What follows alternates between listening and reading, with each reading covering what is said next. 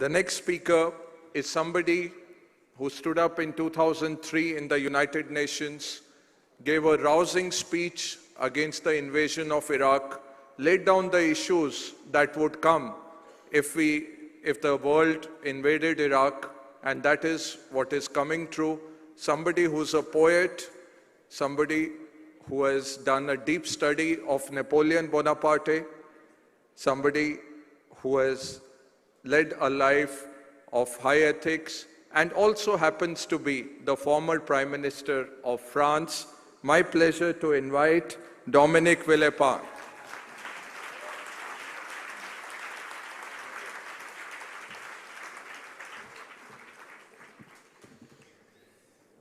Excellencies, dear friends, I'm quite sure that you are all familiar with contemporary music. I am a big fan of Bob Dylan. Bob Dylan used to sing a song which is Knock, Knock, Knock on Heaven's Door. As a matter of fact, we've been knocking for a while, but on the wrong door, at Inferno's door. And I'm quite sure that the devil will answer quite soon with more war, more injustice, more inequalities, more drama in our world if we are not aware of the gravity of the situation. That's why I do believe that such a forum is useful, because every one of us here do have a responsibility.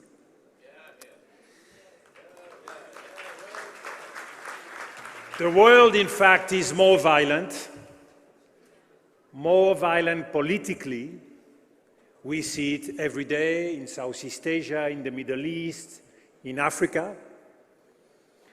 But it's also, and it has been well said before me, more violence socially and economically, more unemployment, more homeless, more people without any hope.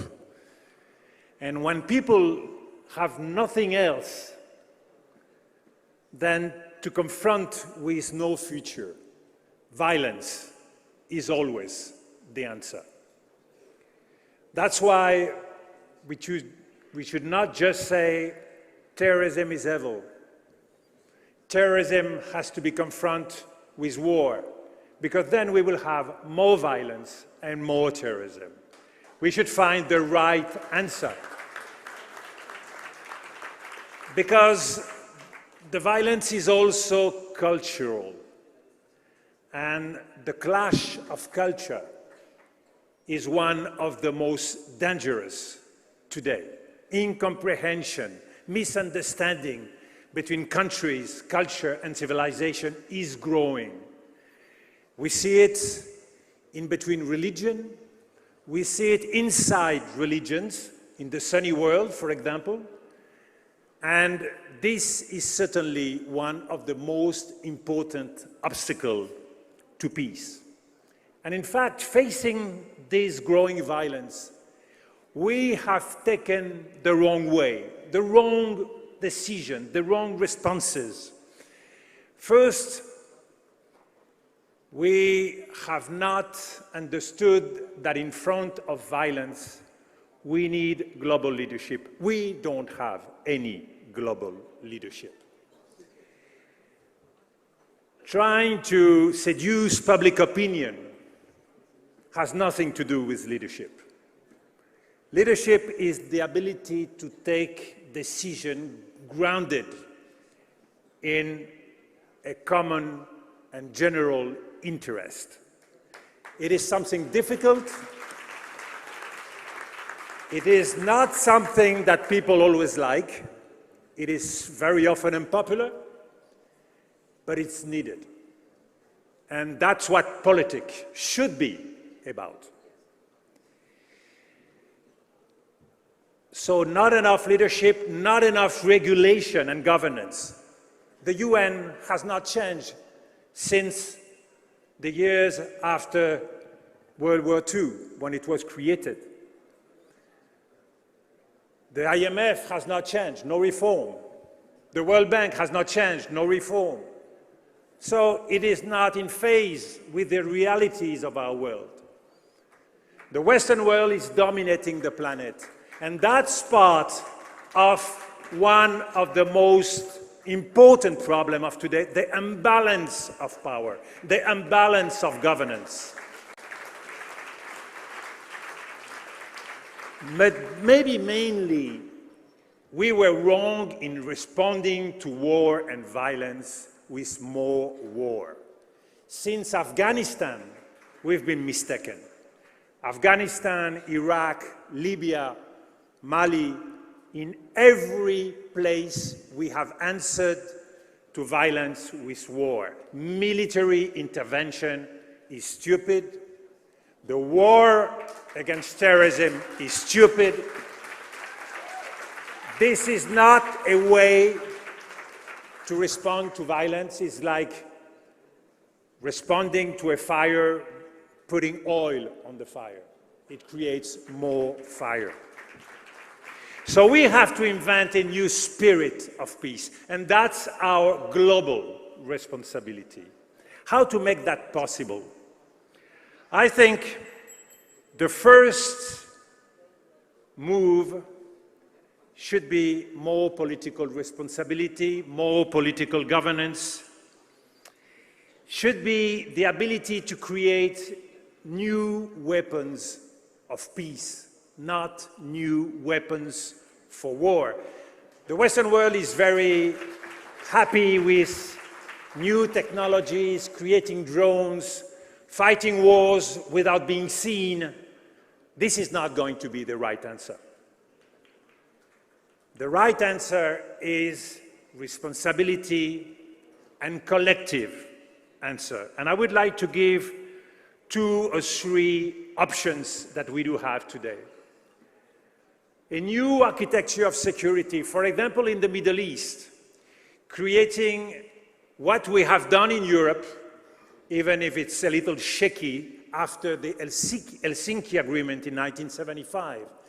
Put all the countries together to try to find a security agreement which is going to give room for everybody, a role to play for everybody, in order to avoid the confrontation between Iran and Saudi Arabia, to avoid the confrontation between some Sunni countries, and to give a new vision and perspective for everybody. So a new security initiative that's needed in the Middle East, it's needed in Africa, and it's needed in Asia quite much.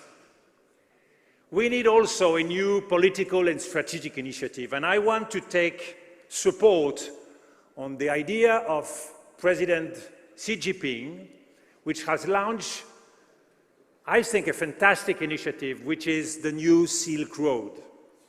The New Silk Road is an idea to give a future to a region, Eurasia, which has too little growth today, a lot of problems of terrorism, and a lot of problems of Islamism.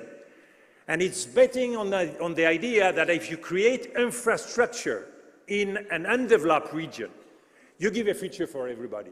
You give education, you give bridges, you give ports, you give airports, you give roads, you give trains. That's the answer. That's the answer in Eurasia.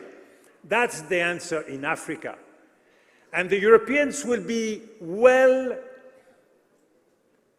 in understanding that the best way to solve the refugee crisis is not by creating new walls, inventing new borders, and having the refugees away.